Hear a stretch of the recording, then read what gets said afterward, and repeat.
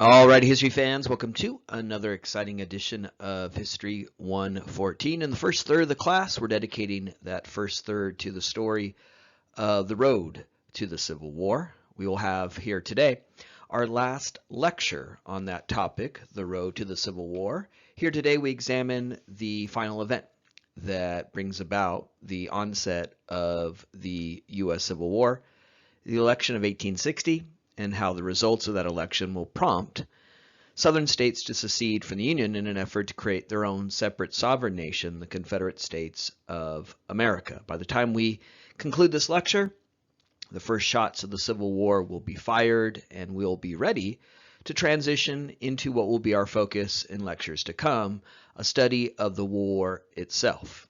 In our most recent lectures, we've been examining the 1850s. We traversed that decade chronologically and examine the cardinal developments in that period that are all working to bring about the U.S. Civil War. We concluded that look at the 1850s with John Brown's raid in October of that year.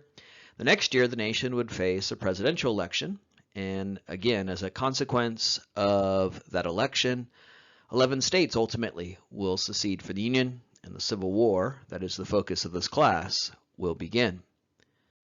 In 1860, the Republicans nominated Abraham Lincoln. It's somewhat of an improbable nomination since Lincoln had suffered so many defeats politically in the 1850s, and most recently, a defeat in his effort to unseat Stephen Douglas as senator from Illinois. Despite that, though, Lincoln was the consensus choice of the Republicans in 1860. This is a period well before the primary system that determines the nominees of parties today. Instead, it was more in 1860 of that proverbial smoke-filled room where party elders chose their nominee. There were a number of Republicans who aspired to the nomination in 1860, but all of them had certain things working against them. Lincoln was the only potential candidate who was not touched by many of the problems that plagued other potential nominees, and so he became the consensus choice, the one figure of the potential nominees who everyone could agree on. Lincoln is therefore the nominee of the Republican Party, and he runs as that party's nominee, the second Republican to seek the White House after Fremont's defeat as the first to do so in 1856, by embracing, echoing, and advancing the party platform of the Republican Party that we have now traced over the last two lectures. The Republican Party that emerged in the 1850s was not an abolitionist party. It was a party that opposed the extension, not existence, of slavery. And that's key to understand, not only to understand this history, but also the significance of the shift in Lincoln towards ultimately emancipation, with the course of the war playing out as it will, as we'll soon see in lectures to come, ultimately forcing him to make that desperate decision. But when Lincoln runs in 1860, there's no indication. In fact, there's a great deal of indication to the contrary that he will ever be remembered as the great emancipator. Instead, he ran in 1860 with this idea: slavery goes no further. Slavery, where it exists now, fine, it can go forward in perpetuity. Now, Lincoln and other Republicans and Northerners more broadly imagined that because slavery was the past, it was this old system, that the North represented the new, the modern, the industrial, the innovative, that eventually slavery would die out in the South. But they weren't seeking to end slavery legislatively. They were seeking to stop its expansion in the West and speak to, therefore, the economic interest of the majority of Northerners and the majority of Americans in 1860, who wanted to stop slavery in the West to create an open, competitive, free wage economy in the West, as the West opened and industrialized, and so that the land out West could be procured by the little guy, the small-scale farmer who wanted to own land in the West. As we talked about extensively in our recent lectures, that's an economic argument. It's an economic argument against the expansion, non-existence of slavery, and it's one that is increasingly appealing to Northerners in the wake of developments like the Kansas-Nebraska Act and the Dred Scott decision that seemed to jeopardize those ambitions. When Lincoln runs in 1860, his platform and his agenda is a challenge to the Dred Scott decision. This is too important to understand. Though the Taney Court hoped to settle the slave question, they actually helped to buoy and advance the strength of the Republican Party, because Northern voters who objected to the Dred Scott decision now looked to the Republicans, and in 1860 their nominee, Abraham Lincoln, as their only hope to preserve the West as a domain for wage labor and small-scale commercial farming. Lincoln ran hoping to defy the Dred Scott decision, use the power of two other co-equal branches of the federal government to ultimately challenge that decision. Lincoln ran in 1860 with this core commitment, the Republican platform, its very reason for existence. Slavery goes no further. And of course, that was particularly appealing to Northerners for the reasons we've now described. Lincoln was also chosen as the nominee not only because of his dedication to the free labor, free land ideology that opposed the extension of slavery. He was also determined to preserve the Union, that if the South seceded from the Union, that he would be willing to preserve the Union even if it meant war. Finally, he also had not dabbled in one of the issues that made many Republican potential nominees disfavorable as a nominee. In the 1850s, during the tumult and political instability of that time that would see the implosion of the Whig Party, there was another third party that developed in this period alongside third parties like the Free Soil Party, known as the Know-Nothings, or the American Party, and it was an explicit anti-immigrant party. It was a party that argued immigration should be cut off, restricted. It's one of many examples of a nativist streak within American history, an anti-immigrant sentiment. In the 19th century, as America industrialized, there was a great deal of immigration from different parts of the world as people came to seek jobs in a now urban industrial America. And with it came an anti-immigrant backlash and a third party, the Know-Nothing Party, or the American Party, that was dedicated to halting that immigration. Lincoln never embraced that anti-immigrant sentiment. He never dabbled in Know-Nothingism. Some eventual Republicans had been members of the party or strong advocates for such immigration restrictions. Lincoln was never associated with that, and so he could court immigrant votes in the North, which were vital to the success of the Republican Party. If it was going to win, it needed every vote in the North, knowing it would receive little or no support in the South. So Lincoln runs in 1860 because he had not dabbled in anti-immigrant sentiment. He was a legitimate candidate for the Republican Party. He certainly represented the core of the Republican Party, its stance against the Dred Scott decision to enact laws that would prevent the extension of slavery.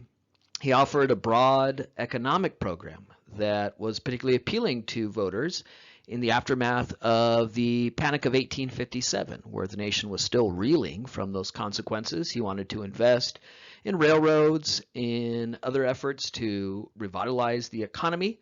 The Republican Party that emerged in the 1850s inherited a tradition that began with the Federalist Party, the very first political party in American history, continued with the Whig Party as it emerged as part of the second two-party system.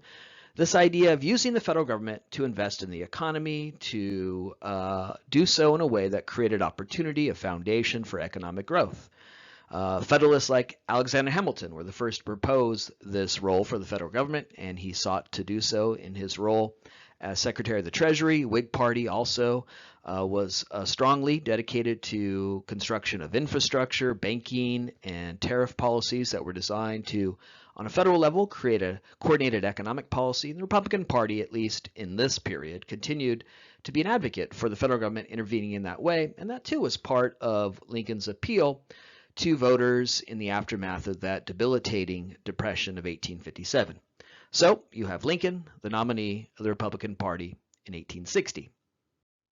What did the Democrats do in 1860? Well, there was division within the party. Ultimately, Stephen Douglas was the official nominee of the Democratic Party in 1860. Our old friend, Stephen Douglas, the little giant, the little general, he sought the White House in 1860 and was the official nominee of the Democratic Party. He ran in 1860, resurrecting popular sovereignty.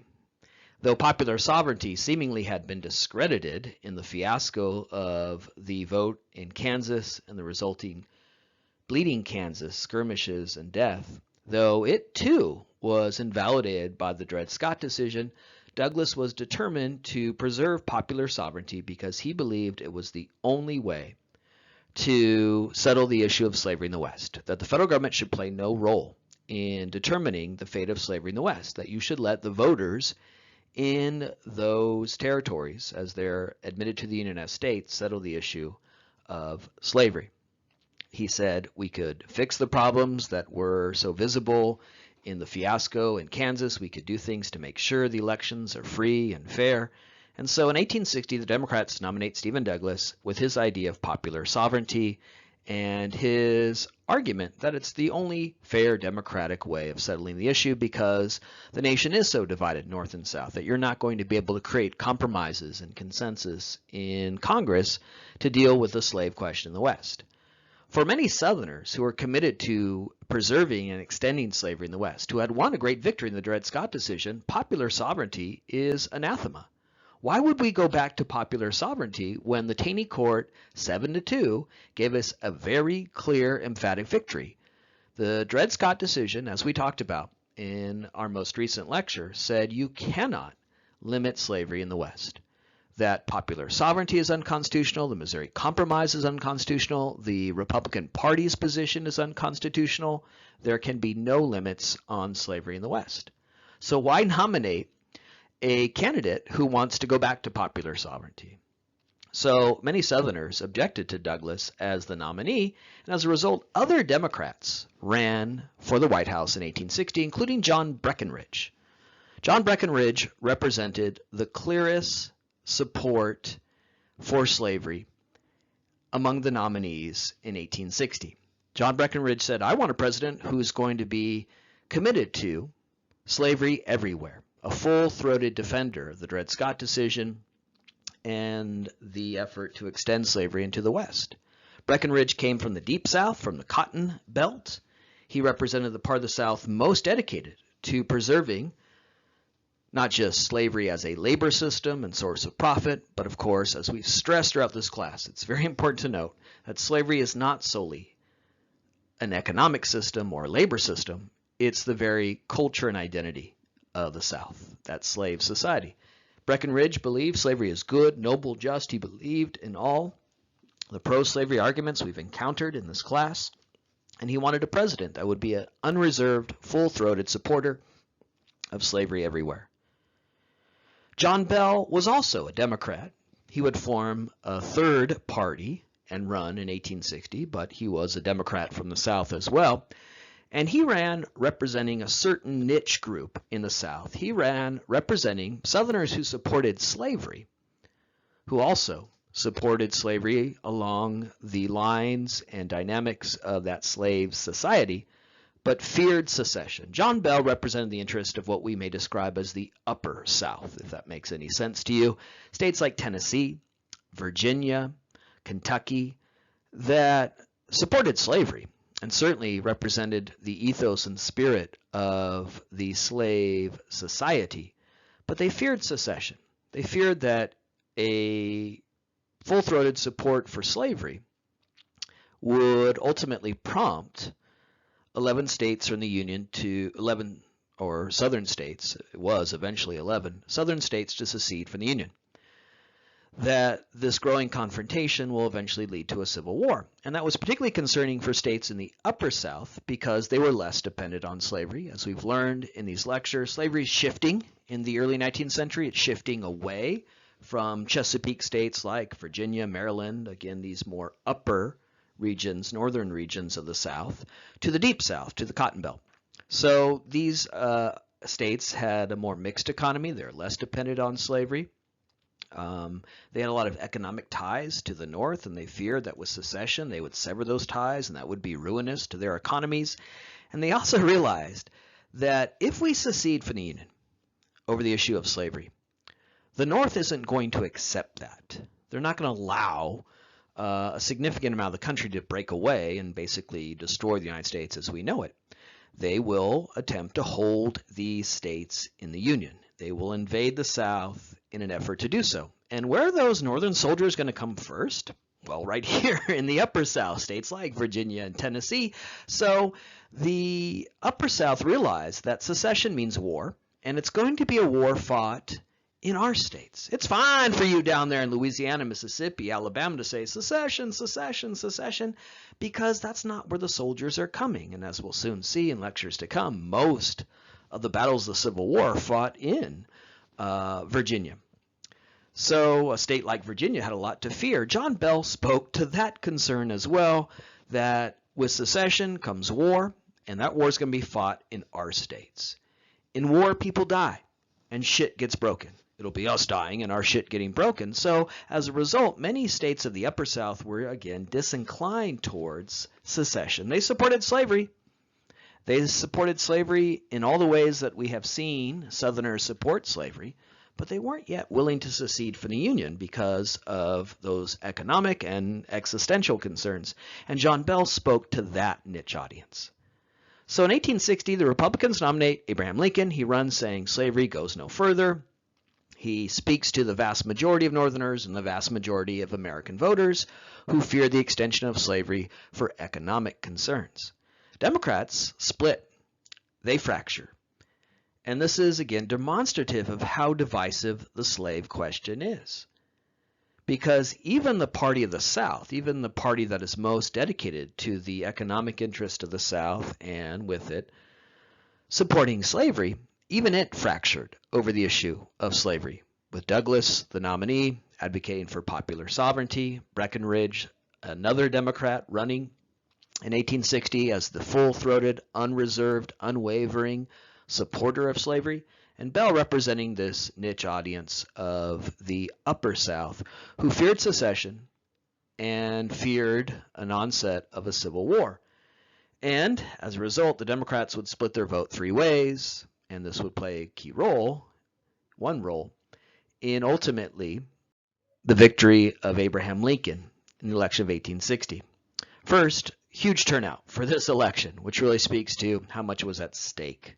In some states, 80% of all eligible voters cast a vote in the election of 1860. Now, it's important to note that in 1860, the only people who could vote are white men. But white men came out to the polls to vote because, again, for both the North and the South, so much is at stake. It's more than just a presidential election, as we've talked a lot about. This is really about the future, the fate of the nation, and clashing notions of freedom, with Southerners unable to imagine freedom without slavery, and Northerners who saw the extension of slavery to the West as a threat to their economic freedom. So huge turnout.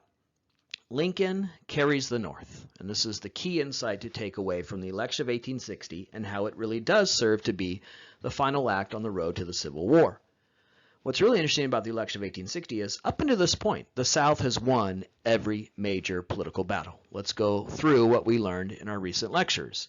1850, California is admitted to the Union as a free state, but boom, here is a brand new privilege, brand new power, brand new opportunity for the South, the Fugitive Slave Act. So they got something that they never had before, this ability to force northern states to be complicit in the enforcement of slavery. In 1854, you have the Kansas-Nebraska Act, the rules rewritten, the overturning of the Missouri Compromise, prying open a part of the West, and making it now open to slavery. Again, a new privilege, a new power granted to the South. You have the Dred Scott decision, which, as we talked about, answered every potential possible question regarding slavery in favor of the South. So up until the election of 1860, the South is winning every political debate. In fact, they're gaining greater power. It's only in 1860, for reasons we'll now talk about, when they're finally dealt a defeat, that they decide to secede from the Union. The reason behind that is Lincoln won 0 votes in the South. That's how many votes he won in the South. It doesn't take a long time to tabulate or add them up because he got 0. People didn't even accidentally vote for Lincoln. Why would they? Lincoln represents a great threat to, again, not just the economic ambitions of Southerners associated with slavery, but their very ethos, their very center, their very identity, their very value system. Lincoln got no votes in the South, but he won every northern state. And therefore, he had enough electoral votes in the Electoral College to win the White House. He only got about 39.6, I think is the official figure, rounded up to 40, of the popular vote. That's because there were 4 candidates. The vote was split 4 ways, but as we know, it's not the popular vote that matters, it's the electoral vote. Lincoln won every northern state. The majority of the population of the United States in 1860 is in the North. In fact, there are 11 million more people in the North and the South.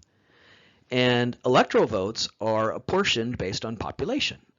So when he wins every northern state, he wins the most electoral votes and he wins the White House. What Lincoln proved in 1860 was that you could now win the White House without any votes in the South. You don't need the South. You don't have to appeal to the South. You don't have to compromise to the South. You can run as an anti-slavery, not abolitionist, but anti-slavery candidate and win the White House. And that's why the election of 1860 is so consequential and ultimately prompts Southern states to secede from the Union, even though they had won every major political argument up until this point. What Lincoln proved was that you could win the White House by ignoring the South. You don't have to concede to the South. You don't have to appeal to the South. You can run as an anti-slavery candidate. You can run saying, I'm going to stop the extension of slavery, and you could win. What Lincoln's victory revealed was that the majority of people are in the North, and the majority of people are now opposed to the extension of slavery. And that meant that the South is now going to lose every presidential election going forward. It isn't just they lost this election, and they had to countenance now being governed by an anti-slavery president. That's important, and that too plays a role in secession. Simply, Southerners didn't want to be governed by Lincoln. They could not countenance and accept being governed by a man who they interpreted as so hostile, not just to, again, their economic system, not just to their labor system, but again to their values, to everything they held dear. But also Lincoln's victory meant they're going to lose in 1864, they're going to lose in 1868. You don't need the South. You could write off the South and win because the majority of people are in the North, the majority of electoral votes are in the North, and those Northern voters made it clear that they're going to vote now to stop the expansion of slavery.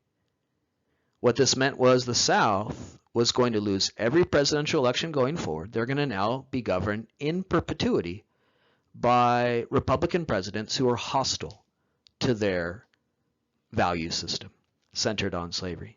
It meant that every state added to the Union under a Republican president is going to be a free state, meaning that the power dynamic in the country is going to shift.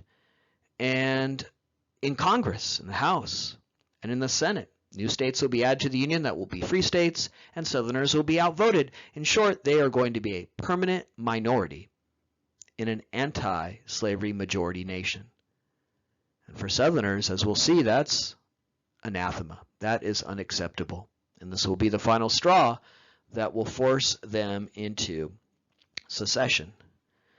Stephen Douglas, the official nominee of the Democratic Party, only won 1 state because his votes were scattered across the South. The Deep South went for John Breckinridge, the candidate that, again, was most committed to the extension of slavery. Very demonstrative, again, of how the Deep South and the Cotton Belt were so dedicated to advancing that system of slavery.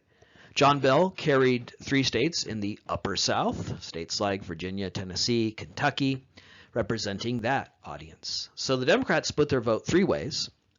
Lincoln gets no votes in the South, but he doesn't need them because the majority of people are in the North, and those Northerners are opposed to slavery. And in what I will argue is the second most important election in American history, I know every 4 years we hear, this is the most important election in American history. Well, as you'll learn in this class, whenever you hear that now for the rest of your life, hopefully you say bullshit, right? Because you're going to learn about the election of 1860 And then later, the election of 1864, which are the two most important elections in our history. The election of 1860 is important because it is the first time a Republican is elected. It is the first time an anti-slavery president is elected. Remember, prior to Lincoln, we only had one other president who wasn't a slaveholder. And it's, of course, also key because the victory of that anti-slavery, non-slaveholding president, Lincoln, and what it augurs for the future, the South being a permanent minority in an anti-slavery majority America, would prompt the onset of the Civil War. That's a pretty important election, right? That as a result of it, we have one of the most important, if not the most important event in our history, the American Civil War. Here are the results in graph or map form. You can see the states shaded red here that went for Lincoln, and you can see their electoral votes based on their population. Again, very clear evidence of the way in which the North is just so much more populous than the South, and therefore its electoral votes are higher, larger, and when Lincoln wins those, he's got enough to clinch the White House, even though he gets only 40% of the popular vote. Missouri there, the only slave state that would go for Douglas. You could see the states of the Deep South that all go for Breckinridge, but again, they have very low electoral votes because there's such a small white population in those regions. You can see the states of the Upper South, we could say Kentucky, Virginia, Tennessee, that go for Bell, those states that, again, feared secession because they would be the center of the conflict, and also they had less of a dependency on slavery, a more mixed economy. So very much a regional election, with the North going for Lincoln, the South divided over the slave question. But of course, the most important thing here is that this map with the electoral votes you can see demonstrates now you don't need the South. The South, there aren't too many electoral votes there. So appeal to the North, appeal to the majority of Americans, and you win the White House, meaning that Lincoln's election wasn't just one victory. It meant victory for the North and the slave question going forward. And that's really, again, why the South will see the writing on the wall, do the math, and make the calculated decision to secede from the Union, strike out for independence, so that they would not remain a permanent minority in an anti-slavery majority America. Lincoln's victory represented that future. It augured for a South that would be governed now in perpetuity, likely, by Republican presidents. It meant that under those Republican presidents, new states added to the Union would be free states. Lincoln ran, this is also an important point to understand this phase of the Civil War, with a very clear answer, a very explicit message. So many of the presidents of the 1850s that preceded him, Franklin Pierce, James Buchanan, were very ambiguous about the slave question because they feared alienating one section of the country. Not so with Lincoln. Lincoln runs saying slavery goes no further. And so under his administration, there's no chance that he's going to allow a slave state to be added to the Union from the West. He has a mandate, and he also has a responsibility to the voters who came out and voted for him. So again, Lincoln's victory really augurs for the future, one where Republicans are going to win every election. They don't need the South. And under them, all states added to the Union are going to be free states, meaning that the South is soon to be outvoted in the House. They're going to lose two of the three branches of the federal government, and eventually the Supreme Court as well, because with those Republican presidents, they're going to appoint Supreme Court justices who will favor, again, an anti-slavery agenda. So that's really the importance of the election of 1860. The South did not just lose one election. It saw the writing on the wall. It saw a future of being governed by now Republicans. And so they really have a clear choice, a clear calculus to parse. Lincoln, again, not an abolitionist. As a candidate, he went out of his way to say, I'm not an abolitionist. He wouldn't have won if he had run in any way indicating that he sought to end slavery. That is not a popular opinion in the North.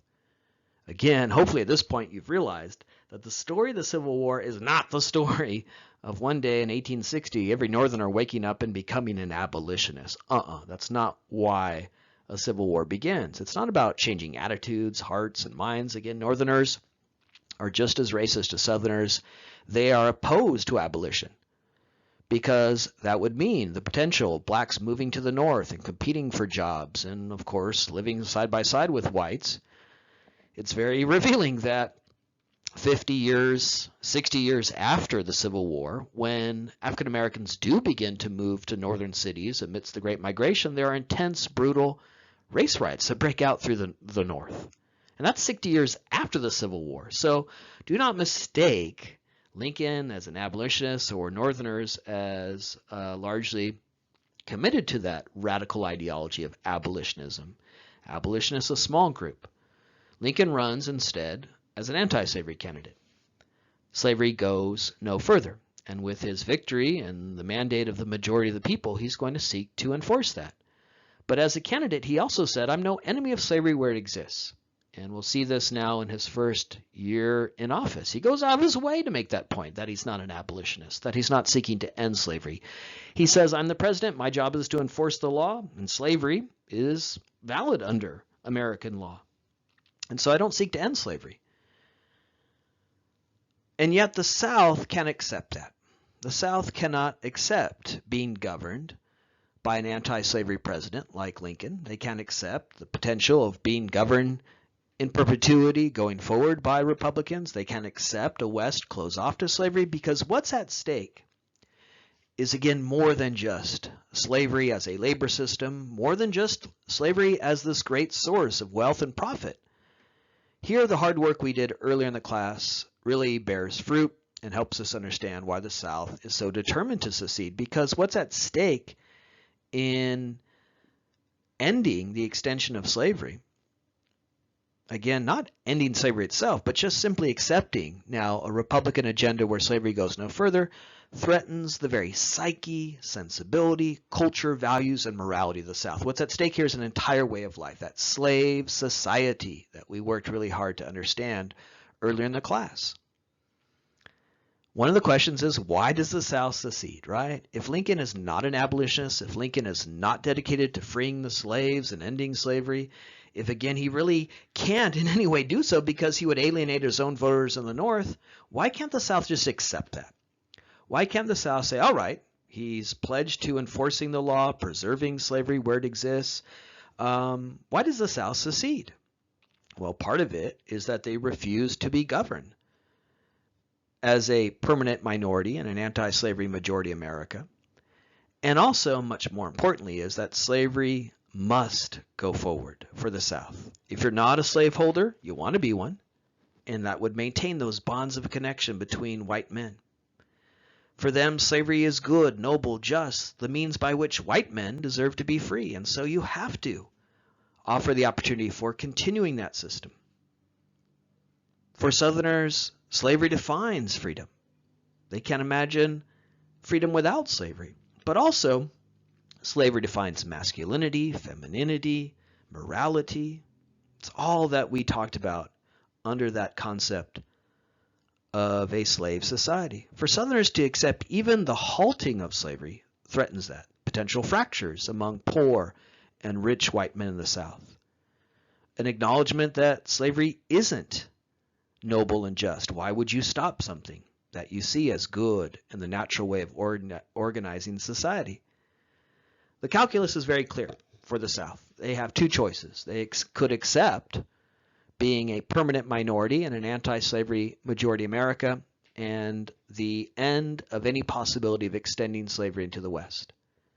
Or they could strike out for independence, secede from the Union, attempt to form a separate sovereign nation that will preserve slavery in perpetuity and perhaps acquire more land in the West, land that had not yet been integrated into the United States, more land from Mexico.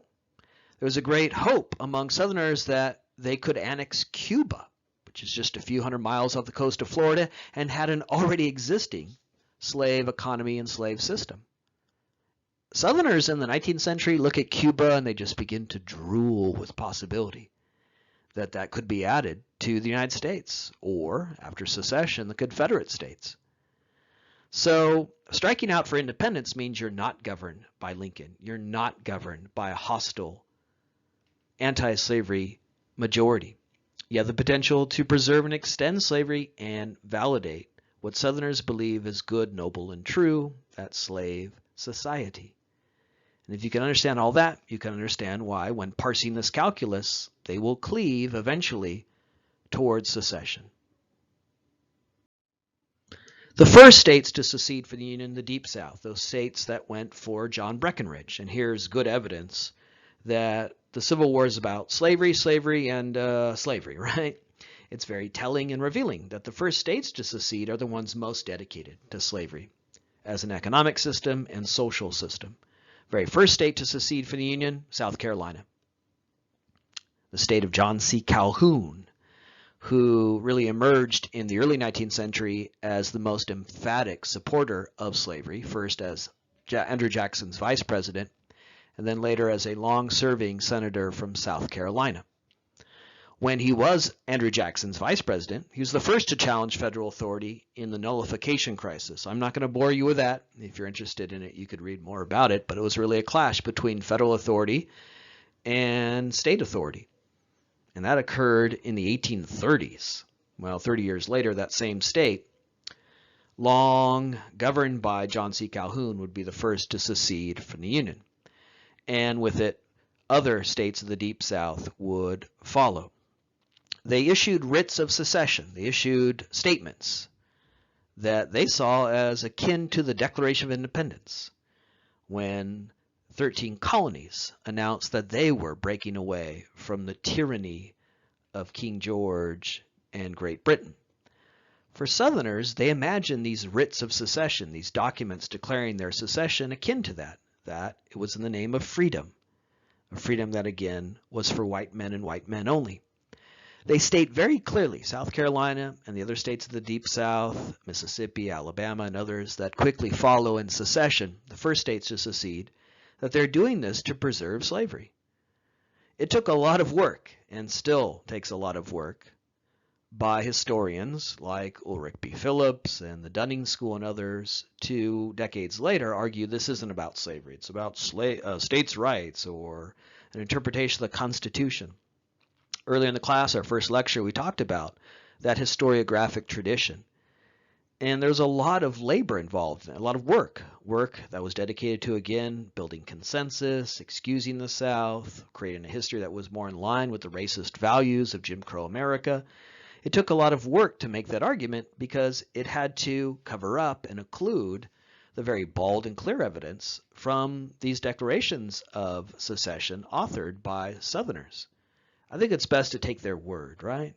They say to us, as historians, as students of history, they wanted to tell us this because for them, this was a good, glorious effort. In the name of a freedom informed and defined slavery, they tell us that they're doing this to preserve and extend slavery.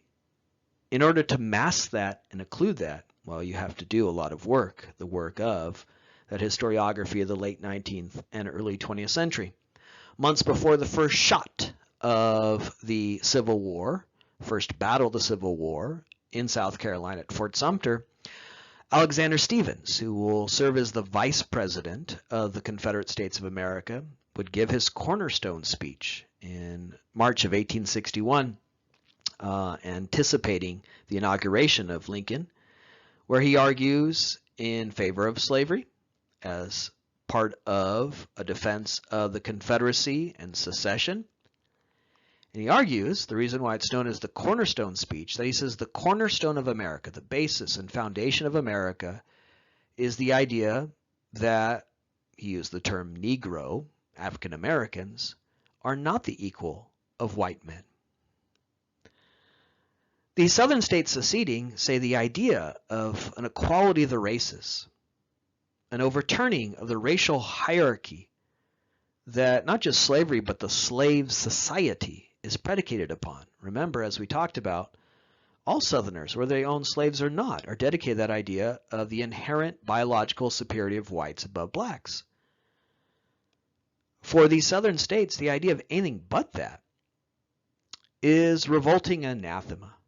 A lot of these writs of secession declare that, again, a troubling, noxious, corrosive idea, the equality of all human beings. In the cornerstone speech, Stevens says the very idea of America is white supremacy, the idea of whites superior to non-whites.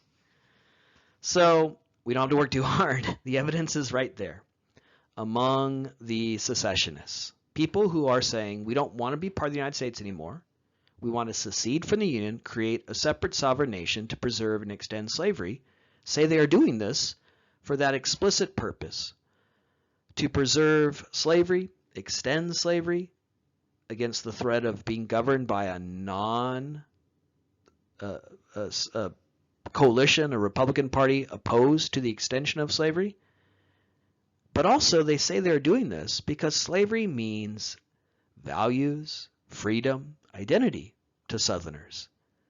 And that too has to be appreciated and understood when we see very clear evidence in these writs of secession that they're doing this to preserve slavery. Again, not just a labor system, not just an economic system, but a way of life, a way of thinking about human civilization that necessitates white supremacy. So the first states to secede from the Union, Deep South, Southern states, they rise up and say, we don't want to be part of the United States anymore. We are no longer Americans. We're going to create a separate sovereign nation, the Confederate States of America. This is why. I don't know why this is still so hard to compute in the contemporary debates about statues. Confederates are traitors to this country. There are people who are saying we don't want to be part of the United States anymore, we're not Americans, and we're willing to fight a war against Americans for that opportunity, an opportunity to secede from the Union and preserve and extend slavery, white supremacy, the values associated with slavery. One of the key aspects of the Civil War that we need to be cognizant of as we go forward now into that second section of the class, the war itself, is that with secession came the obligation to form a nation. This is one of the problems that will plague the South. This is one of the reasons why ultimately they will fail and be defeated. They have to do two things simultaneously. They have to fight a war to earn the opportunity to secede from the Union and create a separate sovereign nation, and they have to actually do that process of forming a nation. This is one of the great advantages that the North has. It doesn't have to do that. It doesn't have to create a brand new nation, a new constitution and governing system. As Lincoln will face many hardships and difficulties, one thing he didn't have to worry about was creating a brand new government while he was simultaneously prosecuting a war. The South has to do that. The South has to spin two plates at once. If you've ever seen on an old variety show, someone spinning a plate, they put it on a pole, they spin, and they start another one, and they got to just keep them all going or they'll all crash. Well, the South has to spin two plates at once. They have to prosecute a war to win the opportunity to have a separate sovereign nation. As we'll soon see, Lincoln doesn't accept secession. He orders troops to hold the southern states in the Union. You have a civil war. And you got to fight that war if you want to win. And imagine yourself, realize yourself as a separate sovereign nation. But you also have to make do on that and create a separate sovereign nation. And this will be a very difficult process for the South to spin those two plates at once. A man featured here, Jefferson Davis, who again is rewarded for his traitorous actions with statues on display around this country to this day, was chosen as the president of the Confederacy. Alexander Stephens, the man behind that cornerstone speech delivered in the days surrounding Lincoln's inauguration, before the first shots of the Civil War, that cornerstone speech where he argues for white supremacy would serve as the vice president. And so a cabinet of sorts is formed, a government is formed, a constitution is adopted by the Confederacy. And the center of this constitution, slavery. It makes it very clear that going forward in what they imagine to be a now separate sovereign nation, not subject to the law of the Constitution of the United States and Lincoln, in the Confederate Constitution, it says slavery will forever be legal and preserved in this nation. So again, you don't have to work too hard to see what is compelling secession, and with it, the Civil War. So Davis is chosen to be the president. He was always imagined to be sort of an interim figure.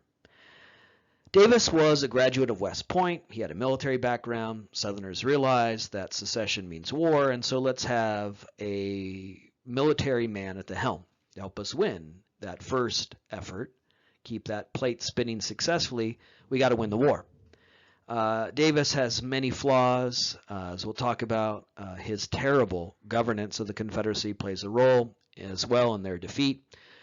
But he wasn't chosen to be a charismatic and galvanizing consensus-building leader. He was chosen basically because of his military background.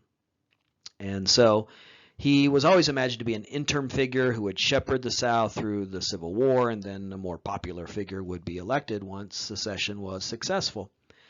So Davis was chosen as the president, Stevens his vice president. A constitution is adopted. The Constitution is bald and obvious in its declaration of support for slavery.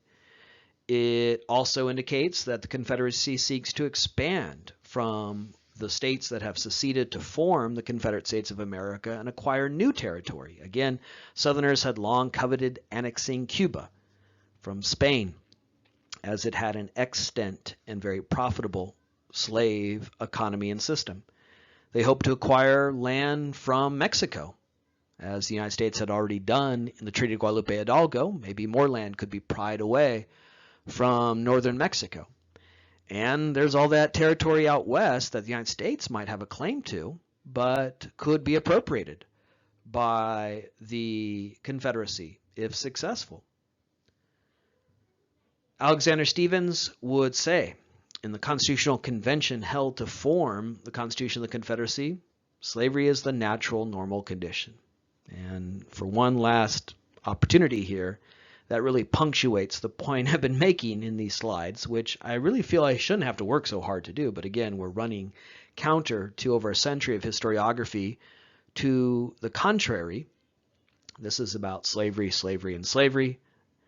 But when the Confederacy attempts to create such a new nation dedicated to preserving and extending slavery, it has to do that while it's again prosecuting a war for its very existence, a war that will go on for 4 years and prove to be so demanding and deadly.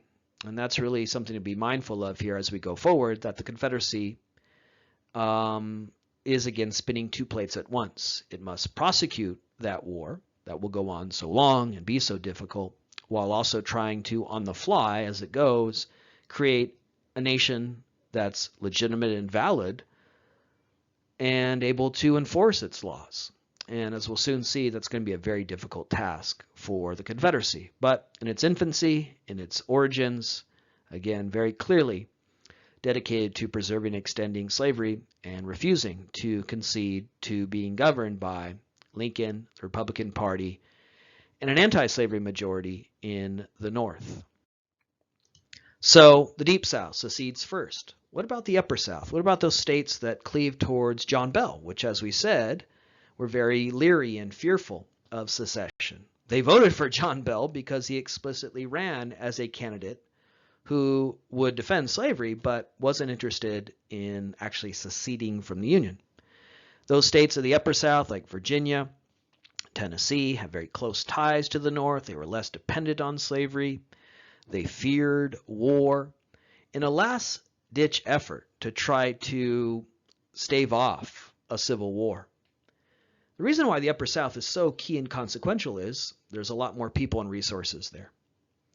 And if Lincoln could keep the Upper South in the Union, basically it would be impossible for South Carolina, Alabama, Mississippi to actually go forward in their effort. They just don't have the resources.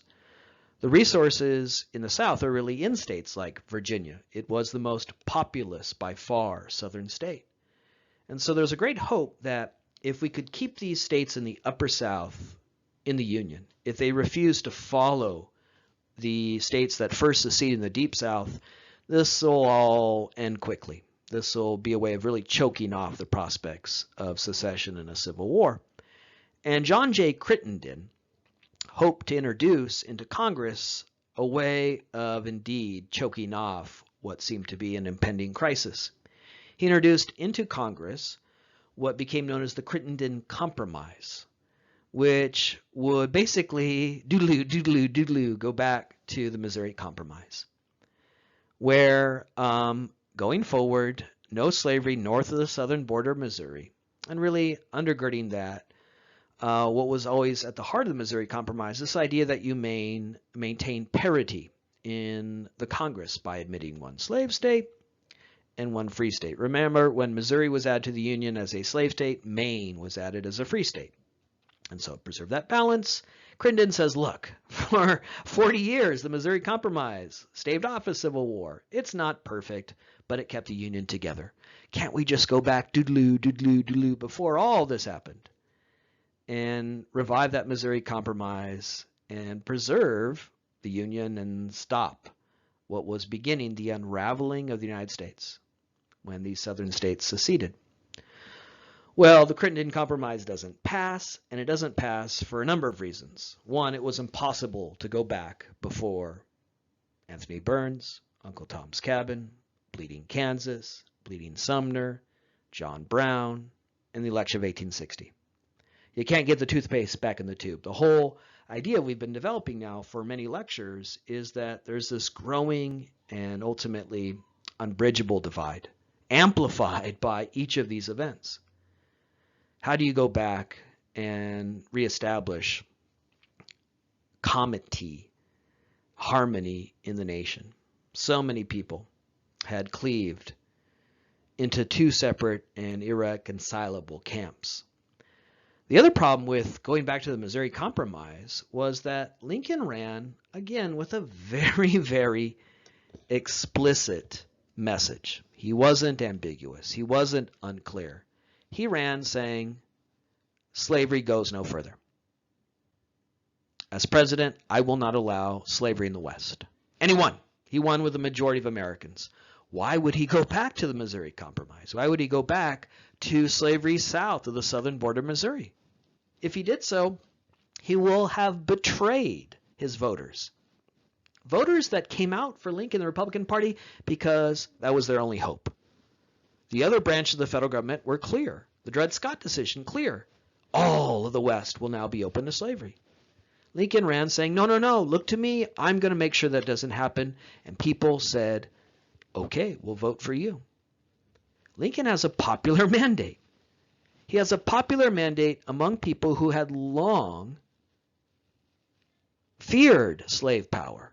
Remember, another ingredient, another element of the story that helps explain the success of the Republican Party is the growing consensus in the North that we don't have a democracy. That in a democracy, the majority rules. And yet, as we talked about again in this lecture in the 1850s, it looks like the South is winning every major political debate. When the majority comes out for Lincoln, he can't betray them. He can't go back to the Missouri Compromise. Again, the South wants to expand slavery, and if they're given the opportunity to go back to the Missouri Compromise, they could annex parts of Mexico or Cuba and further aggrandize their power in the federal government. So Crittenden hoped to stave off a civil war, and that's an admirable effort. He spoke to the concerns of states in the Upper South, like Kentucky and Tennessee and Virginia, who feared a civil war for all the reasons we've explained. Most importantly, of course, their very lives were at stake, and as we'll soon see, most of the battles are fought in Northern Virginia. But his idea was improbable and impossible to accept. One, because you can't go back to where we were before the events we've described, the 1850s, that have proven to be so divisive. And Lincoln couldn't accept such a compromise because he would be turning his back on voters who voted for him, because he did campaign no more slavery. Slavery goes no further. So the Crittenden Compromise ultimately doesn't pass, and the nation was now facing the potential of further states seceding from the Union with now Lincoln soon to be inaugurated as president. So the Crittenden Compromise ultimately fails for the reasons we described, and now the nation is looking forward to the inauguration of the very first Republican president, and the first president to run on and win the presidency with an anti-slavery agenda. Again, an effort not to end slavery, but to prevent the extension of slavery into the West. Lincoln, sworn in 1861, and he gives his first inaugural speech. If you didn't have the opportunity that you have in this class to spend many weeks learning about the Civil War, let's say whatever impending apocalypse is about to take us all descends, nuclear war, terrible earthquake, global pandemic, or zombie apocalypse, and you have just a few moments left on Earth, and you might say, in those last few moments, as likely you are, oh damn, I never learned anything about the Civil War. If you only had a very brief amount of time to learn about the Civil War, not the many weeks you have in this class, you could learn a lot about the Civil War simply by reading Lincoln's first inaugural, when he's sworn in 1861, and then his second inaugural, when he's sworn in 1865, when the war is about to end. If you read those two addresses, speeches, well, you can really have a sense of what happens in the 4 years in between. Because in Lincoln's first inaugural, he's very conciliatory. He's going out of his way to represent himself as a man who is not a threat to slavery where it exists. He strikes a very conciliatory tone. He says emphatically, I'm no enemy of slavery. I don't seek to overturn slavery. My job as president is to enforce the law. Slavery is legal under the Constitution. I have no other choice than to protect the legitimacy and legality of slavery where it exists. But of course, he also clearly emphatically stated his intention that he ran on, that he won on, to prevent the extension of slavery. But he does go out of his way to be very conciliatory. And why? Because he's trying to prevent further antagonizing southern states that have not yet seceded from the Union.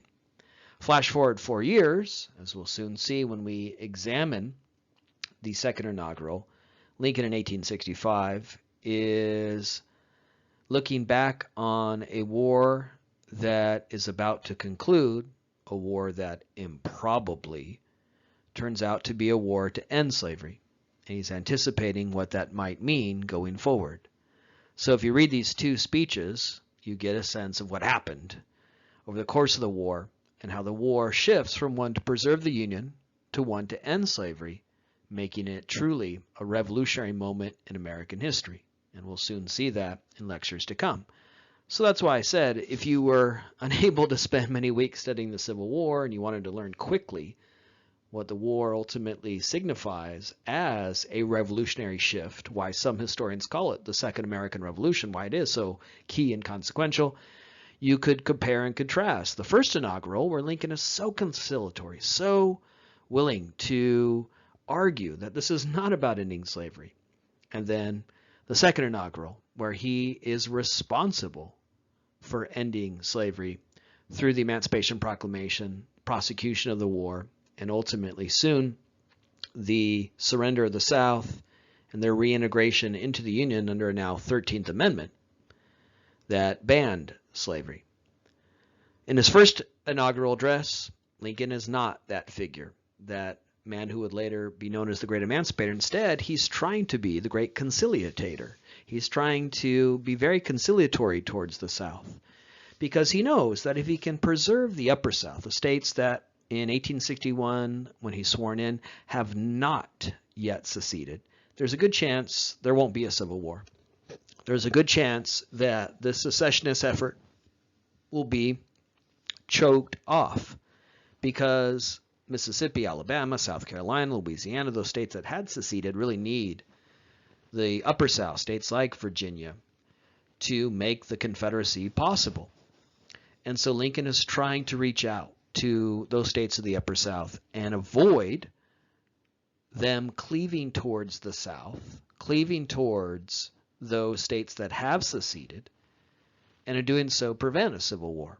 And that's why he is so conciliatory, not just in his inaugural address where he promises no interference with slavery, but in the first few months in office where he goes out of his way to again shore up connections with representatives of the Upper South, persuade them to stay in the Union. There's a great debate raging when Alexander Stephens gives that cornerstone speech in the period between Lincoln's inauguration and the first shots of the Civil War, the battle at Fort Sumter, where these states in the Upper South are trying to figure out what side of this are they going to fall on. Are they going to cleave towards being part of the United States, remain in the Union, recognize their place within the United States, or are they going to, again, join the Confederacy? And Lincoln wants to influence them clearly toward staying in the Union because he knows that's the best way to avoid a civil war. Lincoln is also determined in this period not only to prevent a civil war, continue a close connection with the Upper South, stave off secession and a civil war, but if this does come to conflict, that the first shots will not be fired by the North, that the North will not be the aggressor, that ultimately if a civil war is to come about, it will be because the South fired upon the U.S. government and American citizens, and that too he is committed to as part of, again, preserving the Union and also delegitimizing what the Deep South has done to threaten the very existence of the United States. We mentioned in our study of the Kansas-Nebraska Act and its aftermath of Bleeding Kansas that you can make a good argument that those battles in Kansas, known as Bleeding Kansas, can be seen as the first battles of the Civil War, because the Civil War should be understood as a war of Americans fighting Americans over the issue of slavery. But they're not the official battles of the first official battles of the Civil War. Instead, the very first official battle of the Civil War took place in April of 1861, roughly a month after Lincoln is inaugurated, at Fort Sumter in South Carolina, the very first state to secede from the Union. South Carolina had seceded from the Union well before Lincoln was inaugurated in 1860. They thought of their state as no longer governed by Lincoln, no longer part of the United States. Remember, secession is a traitorous act where these states are saying we're not part of the United States anymore, we want to break away from the United States. And to enforce that, Confederates were willing to take up arms against representatives of the United States government, including soldiers who were stationed at Fort Sumter. Those soldiers were loyal to Lincoln, loyal to the Constitution, loyal to their commander-in-chief. And Lincoln ordered them to defend that fort, even though it was located in South Carolina, a state that imagined itself now to be part of a separate sovereign nation, the Confederate States of America. The Confederates wanted to rid South Carolina and all seceding states from anyone loyal to Lincoln and seize the federal assets located there, including Fort Sumter. They attempted to blockade Fort Sumter and prevent supplies from reaching those soldiers who were determined to defend this federal fort. Again, loyal to the Constitution, loyal to their commander-in-chief, loyal to Lincoln. Southern rebels cut off those supplies. Lincoln works to replenish those supplies, and therefore Southern rebels realized that they must forcibly take Fort Sumter because Lincoln was determined to support those soldiers dedicated to defending this federal property and federal installation.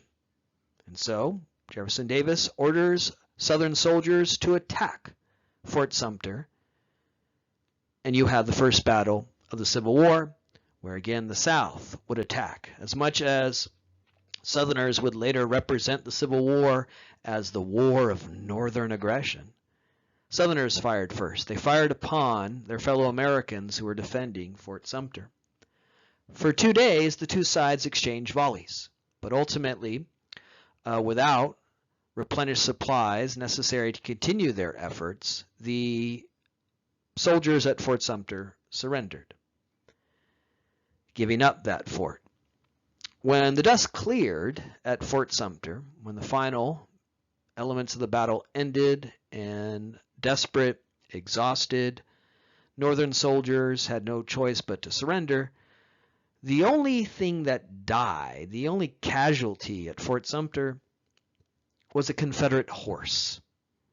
Poor horse, what the hell do you have to do with slavery, right? He's just minding his business, eating his oats, and he gets shot in the head, right? A rather inauspicious beginning. First battle of the Civil War would not see any human casualties. The only thing that died at Fort Sumter was a poor Confederate horse.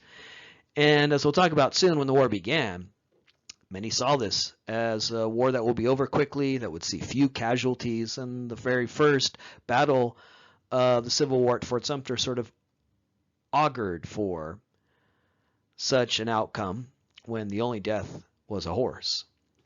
Well, now we have a war. Now we have shots fired, and that changes the calculus for states of the Upper South.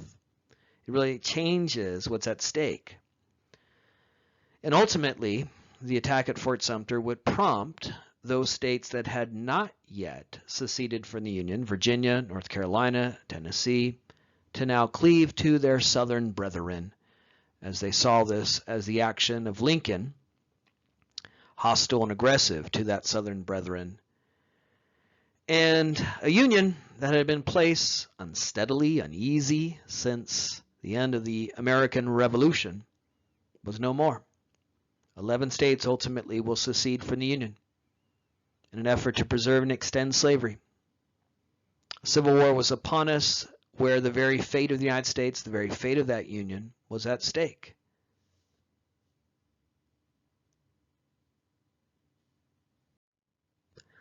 Before we now, in lectures to come, dive into the war years themselves, 1861 to 1865, let's just recapitulate where we're at now in our epic journey across the Civil War era, with the onset of a civil war and the secession of these states attempting to indeed break away and form a separate sovereign nation. How do we get here? Well, it's a long and hopefully meaningful and understandable story that we've seen in our first few lectures. But ultimately, it does come down to slavery, slavery, and slavery. The South could not abide being governed by an anti-slavery president, an anti-slavery party, not an abolitionist party, but again, a party dedicated to that idea slavery goes no further. It would mean the threat to the preservation of not just an economy, but a way of life, that slave society. It would mean being forever a permanent minority in an anti-slavery majority under what many saw as the submission of what they interpreted as a majority hostile to their values. What we learned about the South in our early lectures, again, really informs how to make sense of this. A union in tatters, the disillusion of a union that had been in place for decades.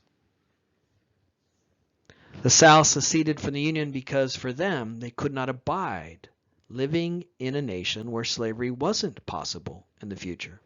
For them, it's about honor, tradition.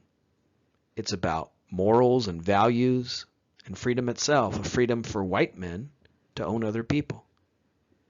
This is clear in a statement made in support of the secessionist effort at that convention that would craft the Confederate Constitution, where a delegate to that convention said, if we fail, if we lose, doesn't matter. We stood up for what we value, honor.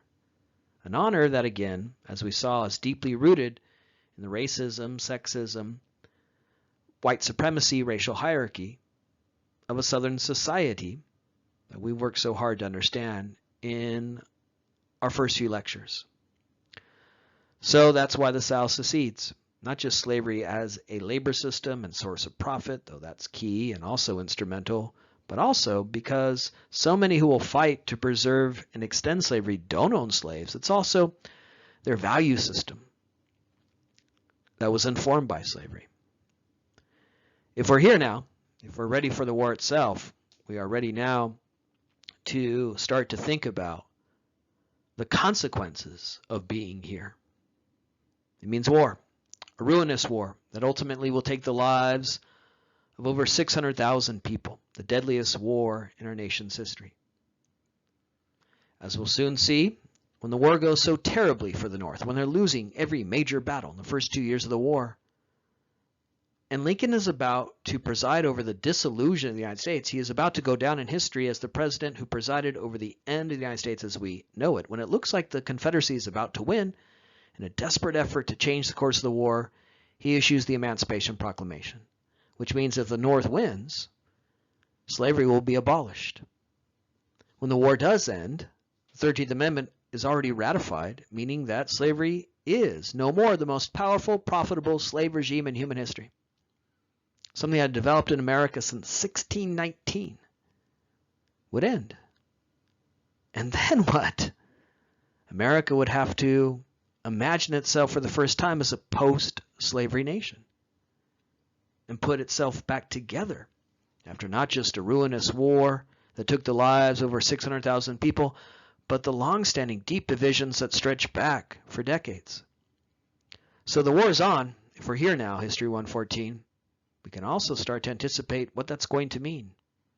And we're about to see what many do argue stands as the Second American Revolution, where all of this is going to happen. The war will go so terribly. Lincoln will be forced to change the course of the war from one to preserve the Union to one to end slavery. The North will be successful in that effort. 4 million human beings will be emancipated, and then the nation will wrestle with its next challenge, how to go forward for the first time as a post-slavery nation. We're here. Let's go forward in the lectures ahead.